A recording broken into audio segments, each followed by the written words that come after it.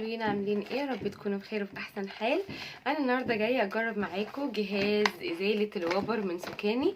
انا بصراحه الجهاز ده سمعت عنه كتير، وسمعت ان هو حلو جدا وبيزيل الوبره وبيخلي البلوفرات او اي لبس بيرجع جديد تاني. بس انا طبعا مش هتاكد من ده غير لما نجربه مع بعض. انا كنت جربت جهاز قبل كده لازاله الوبر، بس ما كانش ماركه معروفه. كنت بستخدمه بالبطاريات القلم، وبصراحه ما كانش بيشيل اي حاجه، وكان صوته عالي ومزعج ووحش قوي. وانا حتى دورت عليه عشان اوريه لكم.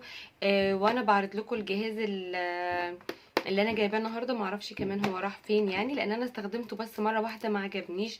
ما فكرتش ان انا اجربه تاني لانه ما كانش بيشيل اي حاجه ومتعب ومزعج.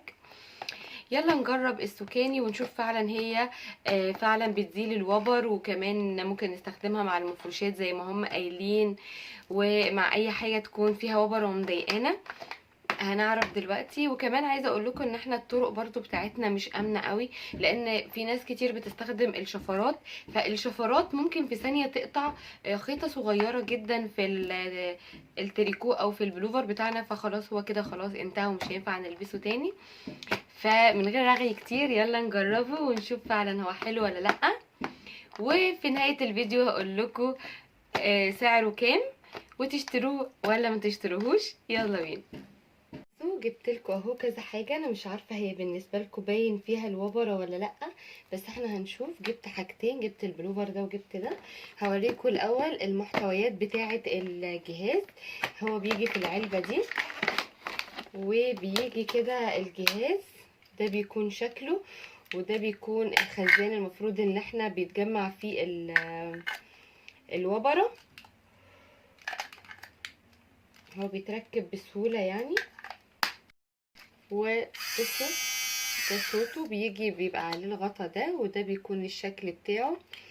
وبيجي معاه واحدة كمان من الشفرات اللي هي تحت دي اضافية، ودي علشان ننضف الجهاز وكده. وده الشاحن بتاعه. دي المحتويات بتاعة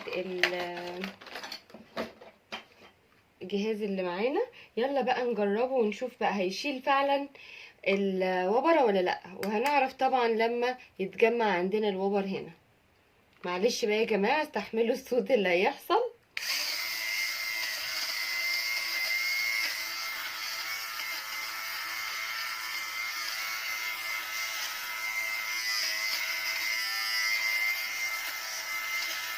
انا جبت 2 بلوفر، وممكن كمان يا جماعة الحاجات اللي بتضايقني جدا اللبس بتاع الولاد اللي هو بيكون ميليتون، علشان كمان بيجمع وبيعمل وبرة كتيرة جدا. بصوا يا جماعة، شايفين اللي اتجمع منه؟ تحفة تحفة بجد. يلا نجرب ده كمان. على فكرة هما فيهم وبرة كتيرة، بس مش عارفة ليه مش باينة في التصوير. بس بجد جميل جدا، وهيبقى حلو كمان في الشرابات بتاعة الأطفال وبتاعتنا علشان بتعمل وبرة. بصوا هو على فكرة فيه وبرة كتير.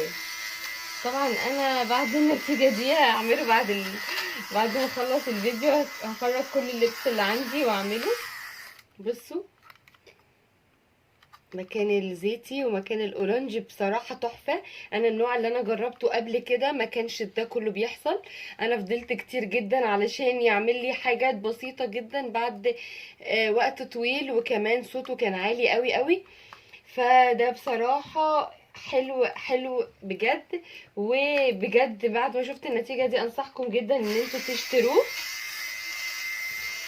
لانه ليه نتيجة. مش هنشتري وخلاص اي حاجة.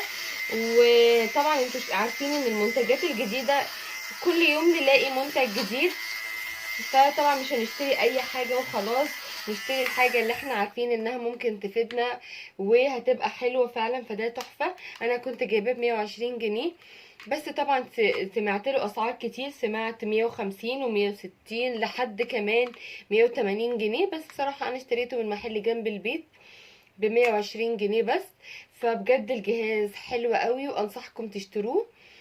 فتحفة. بصوا بصوا اللي اتجمع انا هوريهولكوا كمان. هفتح الجزء ده. بصوا بصوا الوبرة عاملة ازاي، تحفة بجد يا جماعة، حلوة قوي قوي. يا رب اكون فدتكم في الفيديو ده، واتمنى منكم تعملوا لايك، وانتظروني بقى في تجارب تانية كتيرة جدا ومنتجات كتير من اللي بتطلع موضة. بحبكم قوي، هتوحشوني الفيديو الجاي. باي باي.